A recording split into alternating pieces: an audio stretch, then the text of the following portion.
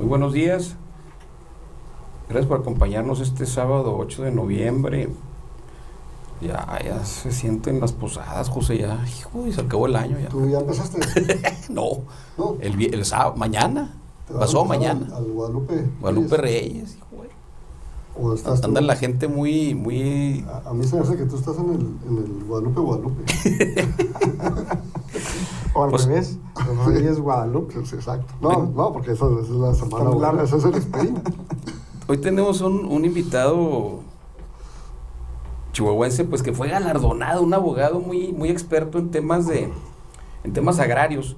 El licenciado Jorge Pasos Linares. Él es catedrático de la Facultad de Derecho y tiene un despacho muy prestigiado, pues que da servicio a nivel nacional sobre estos temas tan específicos, ¿no? Del tema del campo, que pues hoy otra vez está, no sé si alguna vez haya salido la crisis, pero hoy tenemos temas muy serios en el tema del campo, ¿verdad?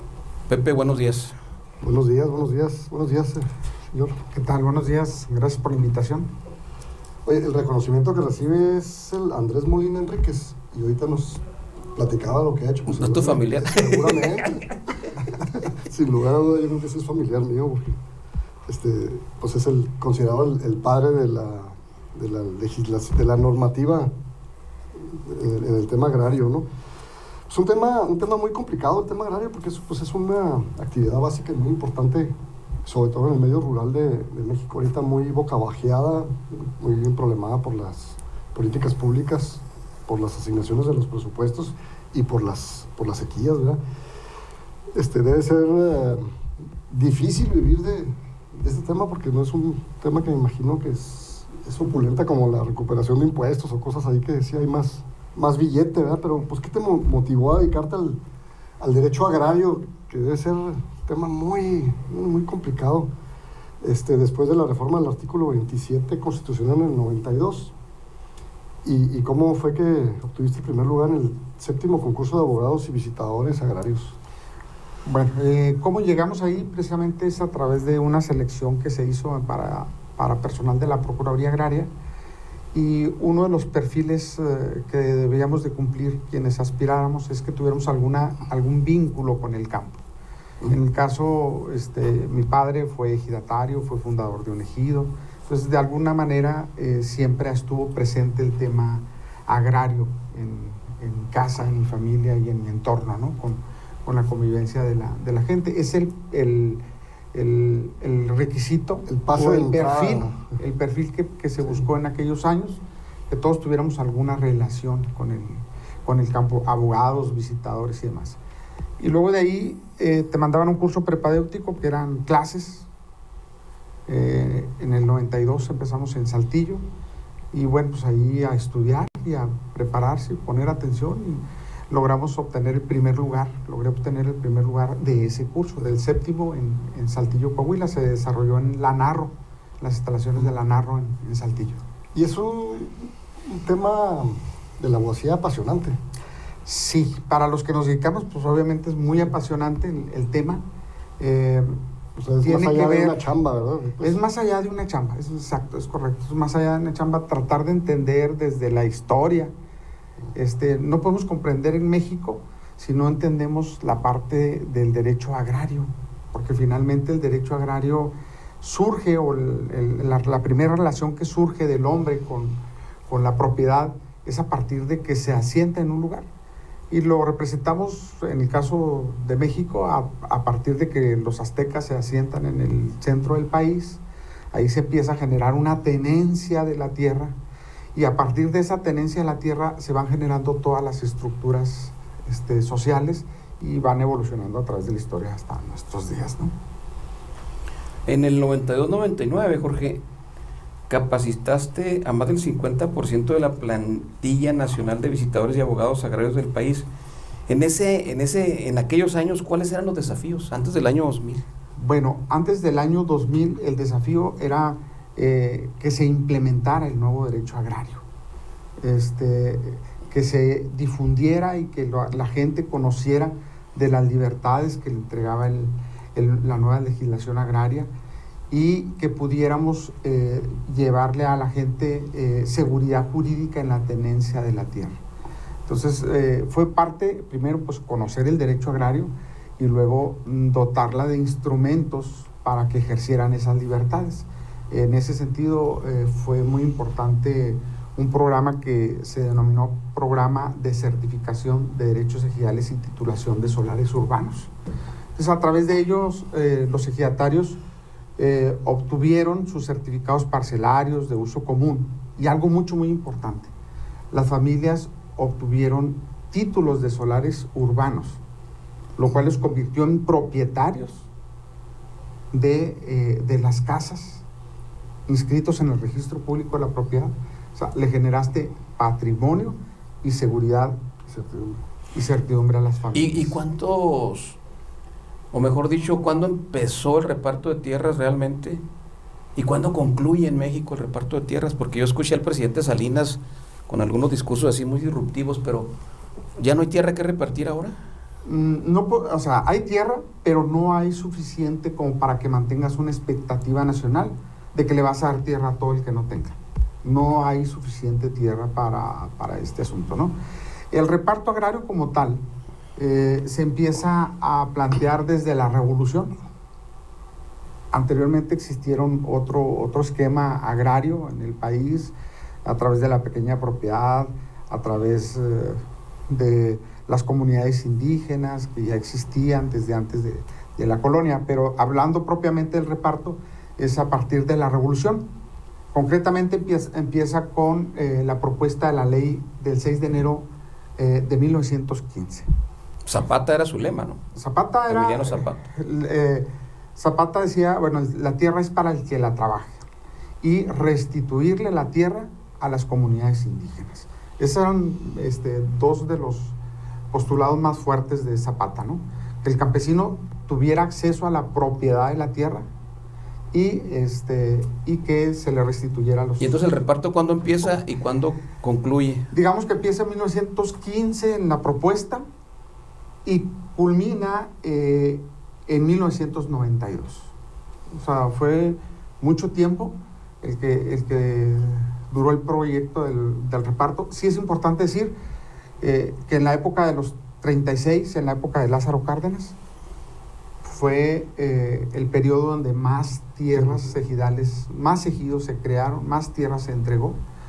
Y ya a finales, digamos, de los 80s, en los 80s, el reparto agrario ya no había capacidad para dar tierra a todo el que lo solicitara.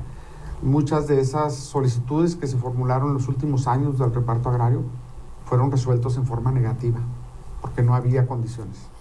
Pues igual hay que meter una solicitud igual y pegar, ¿no? Para tener un pedacito de tierra. Y ahorita mencionabas el programa de Procede, que tú fuiste director. ¿Cuáles fueron los principales logros y obstáculos que tuvo ese programa de certificación? Bueno, yo estuve aquí como director del Procede en Chihuahua para cerrar el programa, concluirlo. Uno de los grandes logros es que se certificó, se dio seguridad jurídica a la tenencia de la tierra a más del 95% de los núcleos agrarios en el país. Son 30,000 ejidos, estamos hablando que casi todos están certificados, ¿no? Dificultades, pues las hubo de todo tipo, ¿no? Desde aquellos núcleos agrarios que no fueron certificados porque tenían algún conflicto de límites y que no se pudo llegar a un arreglo en ellos y que se resolviera ese tema. Otro, pues muchos ejidos que los ejidatarios ya no se encontraban en el núcleo, que estaban muertos, etcétera, irregularidades en el padrón. Esas fueron de las dificultades que hubo, pero pues yo lo consideré que fue un programa muy exitoso por el número de núcleos agrarios que se realizaron. Y como en todas las cosas, ¿no? Evidentemente también en el programa se cometieron algunos errores de medición, en algunas ocasiones podríamos haber sido sorprendidos los funcionarios públicos, que se metiera gente que no era ejidataria, cuestiones de este tipo. Pero no podremos decir que que por ese tipo de cosas se va a echar a la borda todo el programa, ¿no? Jorge, había un programa de becarios, pero hablando de política pública, como que todas las dependencias, inclusive los presupuestos que tienen que ver con el campo, han ido menos de un tiempo para acá. Esto de los becarios me imagino que fue muy exitoso, pues porque preparaba a gente de las mismas comunidades en temas muy específicos. Pero ¿cómo ves tú el panorama agrario y qué tipo de incentivos hay ahora para mantener vivo el campo? Bueno, ese programa de becarios fue un programa, como lo comenta Martín, fue muy exitoso, fue muy bueno. Se seleccionaba jóvenes que estuvieran cursando la prepa o que lo hubieran culminado, que fueran mayores de 18 años y que radicaran en algún ejido. A ellos se les daban cursos de la ley agraria, lo mismo que le dábamos a los abogados, pero en un periodo más largo, y se les daba una beca económica, y daban ellos una especie de servicio social. Muchos de esos jóvenes terminaron por convertirse en ingenieros o abogados que se dedican al derecho agrario. Muchos de ellos llegaron a ocupar puestos importantes en el sector agrario, delegados, subdelegados, que iniciaron como becarios campesinos de la Procuraduría Agraria. Entonces fue un tema de cultura, de enseñanza a gente de los núcleos agrarios. Y efectivamente el tema que hoy vemos es la disminución, el recorte de todos los presupuestos que hay, ya no solo hacia el campo. O sea, hoy vemos en las noticias que el próximo año viene una reducción al presupuesto para el campo, para la producción de alimentos. O sea, ¿cómo vamos a tener un país que no tiene una soberanía alimentaria? O sea, pero no solo en eso, las propias instituciones. Hoy vemos las instituciones, por ejemplo, el caso de la Procuraduría Agraria, no tiene ni para rentar un local. Ni para cortar el zacate aquí. No, tienen... Está horrible. Están en... No, pero ya no están ahí en la Zarco, ya no, porque ya no tuvieron para pagar la renta, entonces les dio asilo el Registro Agrario Nacional. O sea, con la renta de uno ahora viven dos. Entonces... o sea, ya no tuvo el hijo para la... Ya no hay, o sea, no, ya no, entonces olvídate de todo, o sea, no hay para los campesinos, no hay para las instituciones. Entonces, todos sabemos que una ley, cualquier legislación, si no tiene una suficiencia presupuestal para ser aplicada, pues es letra muerta. Y eso se está convirtiendo el tema del sector agrario, en un tema de letra muerta de la forma institucional. Eso también tiene sus consecuencias, ¿no? Hoy, desde el ámbito privado, tenemos mejor capacidad de respuesta que las instituciones. Ahora, los programas ahorita de becas, pues es prácticamente regalar el dinero a cambio de 2, 3 actividades que son más de corte político, ¿no? De asistencia política y demás. Ahorita que estabas describiendo el sistema de becas, era muy interesante cómo pues, les daban el dinero a cambio de que se sentaran a escuchar pues, todos los conceptos y era desarrollarlos, pero sobre todo creo yo que tenía un sentido de arraigarlos a las comunidades. A las comunidades. Y la movilidad social, ¿no? Que provocaba. Y exactamente, y evitar que la gente siguiera migrando hacia las zonas urbanas, ¿no? ¿Qué cambios harías tú ahora con tu visión de ahora sí que toda la historia, porque también ya la estudiaste, a esas becas de jóvenes en el sector rural? Yo creo que hace mucha falta retomarlas. Se está perdiendo el tema de impulsar la cultura de la legalidad, la cultura jurídica del derecho agrario. Y habría que implementarle algunas adicionales, ¿no? Como becas para la producción primaria, ¿no? Para que cultiven, pero pues necesitas incentivos económicos, ¿no? Y una institución fuerte que tenga la capacidad de darles de pararse enfrente de los chavos, ¿no? Sí, pero, sí, pues, claro. Pero si le están bajando las instituciones los presupuestos, pues no va a haber nadie quien vaya. No hay quien ir, no hay manera de ir. Entonces, bueno, si antes teníamos eso de los becarios, ahora necesitas muchas más cosas, ¿sí? Necesitas retomar esa parte de la cultura de la legalidad y necesitas también meterte al tema de la producción. Y tecnológico, ¿no? Sí es, todo es, pero pues estamos ahora sí que muy abandonados en el tema presupuestal para que se realice eso. Y ahora ¿cómo se encuentra el derecho agrario, Jorge, en México y como académico también y en la práctica profesional? ¿Qué cambios se han ido dando con el tiempo? Bueno, algo de lo que hemos discutido en la academia. Y luego la elección ahora de jueces, ¿ustedes no les impactó también en el sector agrario? No corresponde. No corresponde porque esos no son del Poder Judicial Federal. Entonces, ahí es diferente. Ahí no tienen necesidad de buscar una elección popular porque las propone el Ejecutivo. Entonces, esos ya los tienen. No necesitan buscar la manera de cambiarlos. Esos son del Ejecutivo, propuestos por el Ejecutivo, ratificados por el Senado, ¿sí? Pero regresando, o sea, ¿qué es lo que me dices? ¿Qué es lo que habría que cambiar, que mejorar del sector? Esa fue la pregunta anterior, sí, ¿no? y del ámbito académico y profesional, ¿cómo lo Y ves? decíamos, te decía, desde el ámbito académico hemos participado en algunos foros de análisis. ¿Qué pasó con el derecho agrario? Y hemos llegado a la siguiente conclusión. Cuando se realiza la reforma del 6 de enero de 1992, uno de los efectos de esa reforma fue el fin del reparto agrario. Entonces, cuando termina el reparto agrario, académicos y el gobierno mismo dice, bueno, pues ya se acabó el derecho agrario. Y no era así. El derecho agrario se transformó para incorporarse y vincularse con las demás materias, ¿no? Entrar al tema del comercio, de las tierras, del ejercicio de las libertades, del ejercicio de poder designar sucesores, del ejercicio de poder buscar créditos, de asociarse, etc.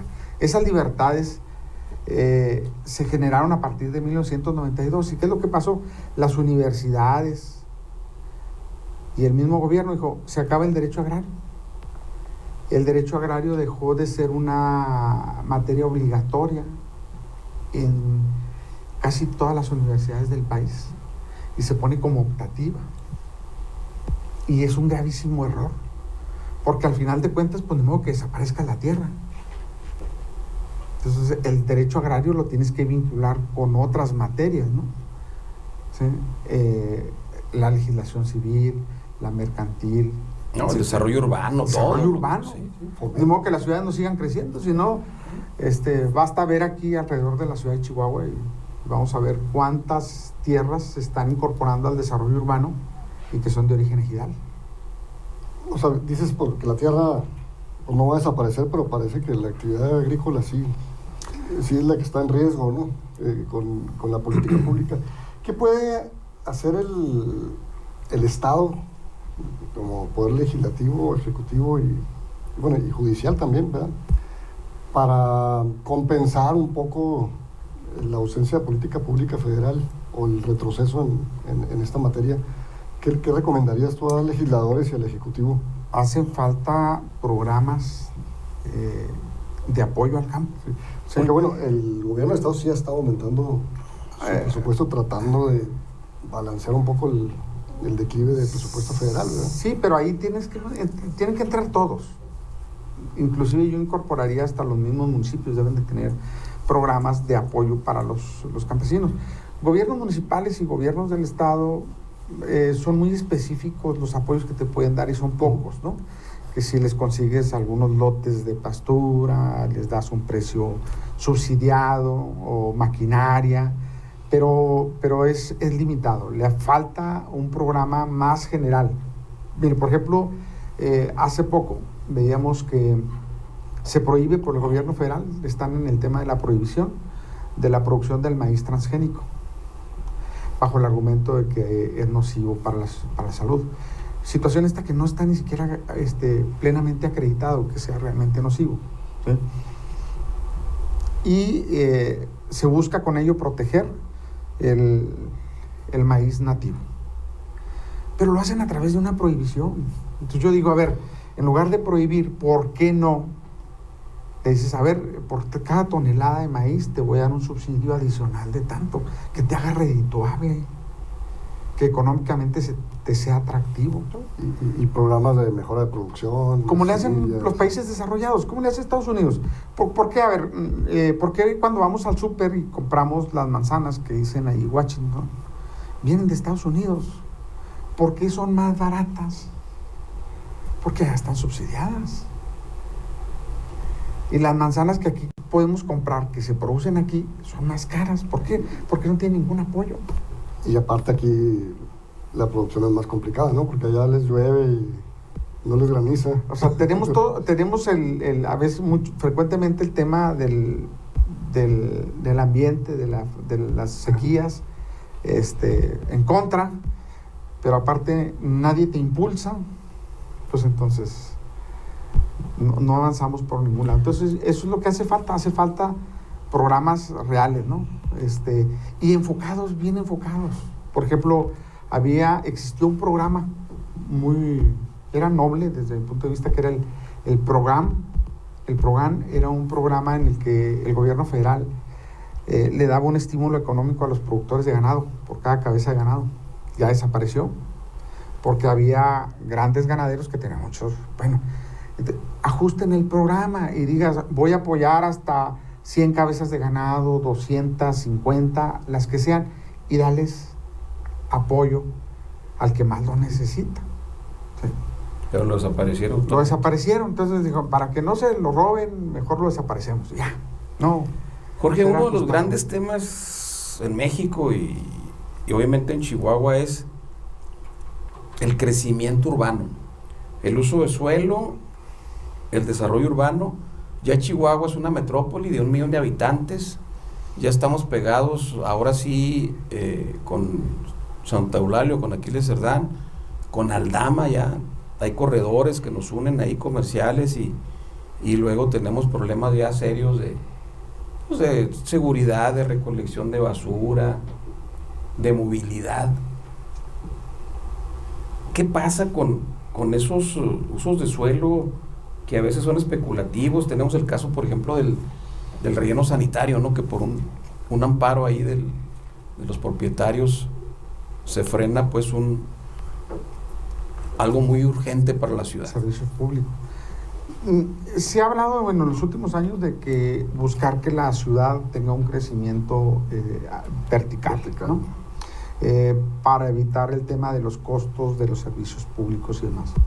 Ese ha sido un sueño nada más, porque finalmente basta con que te des una vuelta a la periferia y veas cómo están surgiendo muchísimos fraccionamientos de los que le denominamos a raya de cal.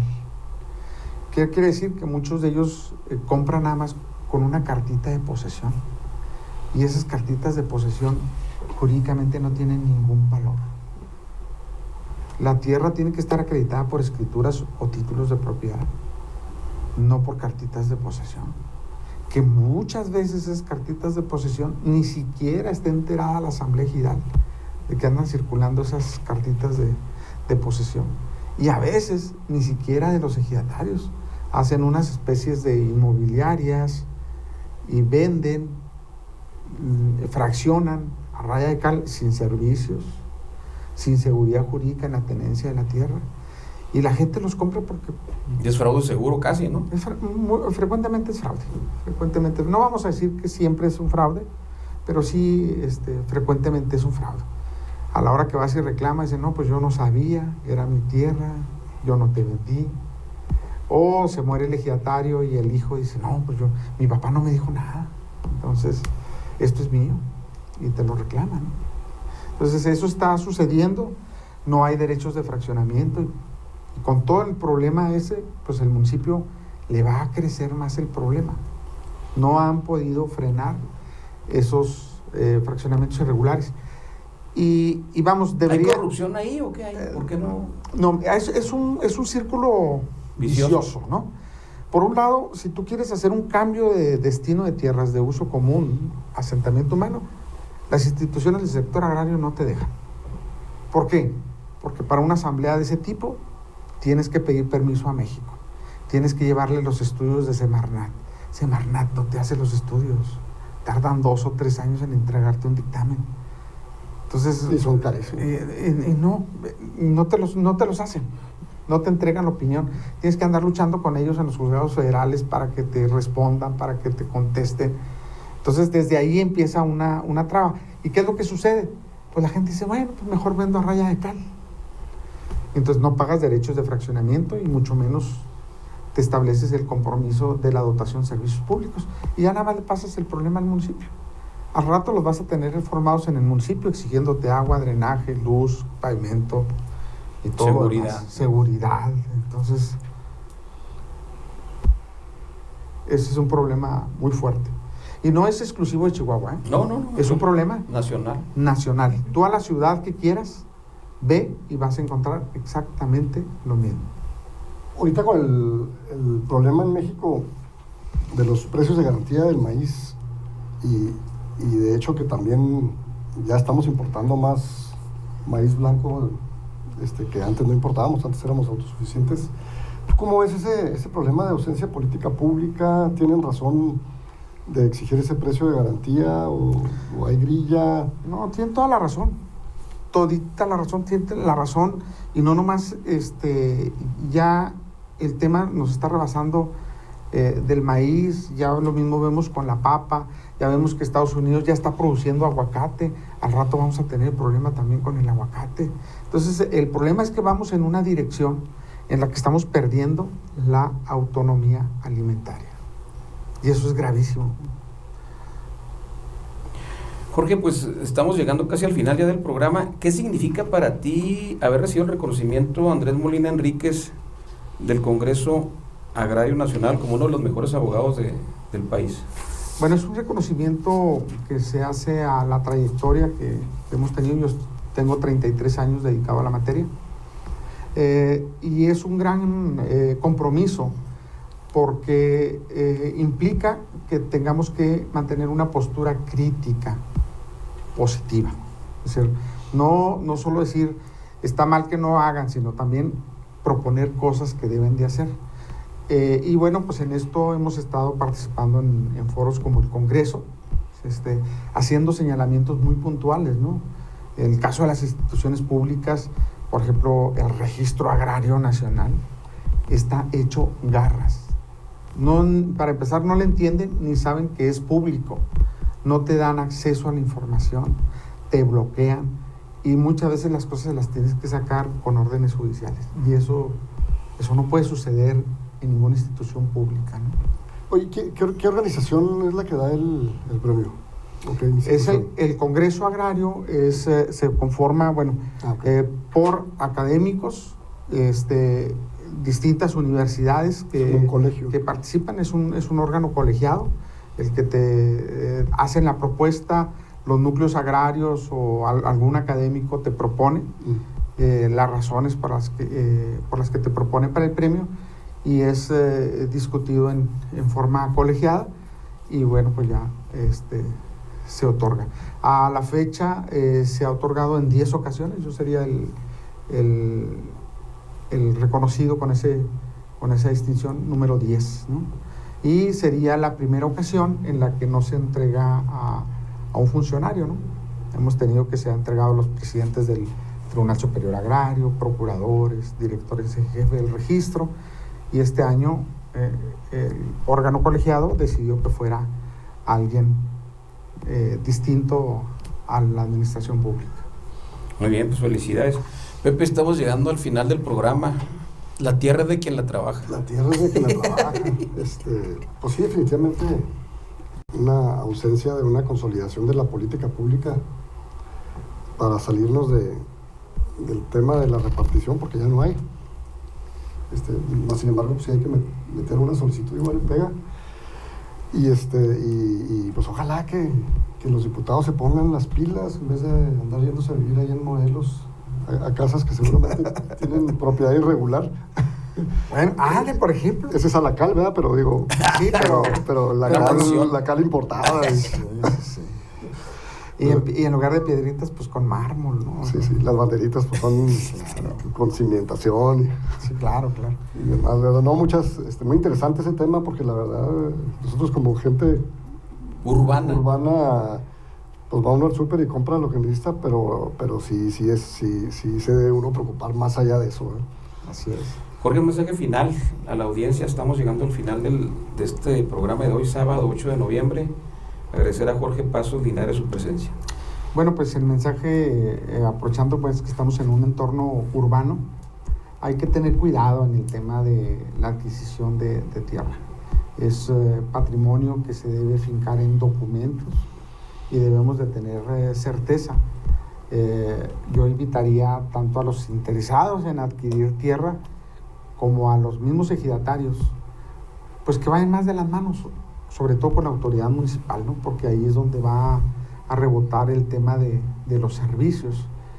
Y a las instituciones públicas, pues, federales, pues necesitamos que reflexionen y que hagan trabajo más propositivo. En lugar de estar prohibiendo, bueno, pues que se den las condiciones para que esa gente se beneficie más. Si va a entrar al mercado de la tierra, pues que se beneficie justamente con el precio de la tierra y que la gente pues tenga acceso de manera regular a una zona digna, ¿no? Con servicios y demás. Ese sería mi comentario. Muy bien, muchas gracias. Los dos el próximo sábado.